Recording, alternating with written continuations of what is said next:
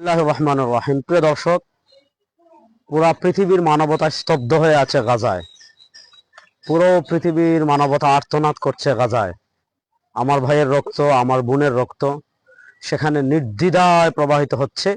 মনে হচ্ছে পুরো পৃথিবী বধির হয়ে আছে, পুরো পৃথিবী অন্ধ হয়ে আছে, কেউ কিছু দেখছে না।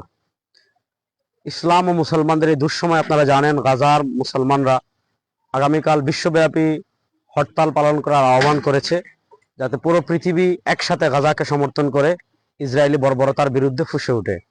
তারই ধারাবাহিকতায় আগামীকাল জাতীয় মসজিদ বায়তুল মোকাররমের উত্তর গেটে জাতীয় উলামা শাখা ইম্মা পরিষদের উদ্যোগে আগামীকাল বাদ জোহর ঢাকায় বিক্ষোভ মিছিল হবে ইনশাআল্লাহ। আমরা যারা ঢাকায় আছি, ঢাকার আশেপাশে আছি, আমরা সকলেই বায়তুল মোকাররমে জোহর পড়ব এবং এই বিক্ষোভ মিছিলে অংশগ্রহণ করব। আমরা যারা ঢাকায় নাই, ঢাকার বাইরে আছি, বাংলাদেশের যে যে জায়গায় আগামীকাল আছি, আমরা সবাই রাস্তায় নামবো, একসাথে আমাদের মজলুম ভাইদের পাশে দাঁড়াবো ইনশাআল্লাহ।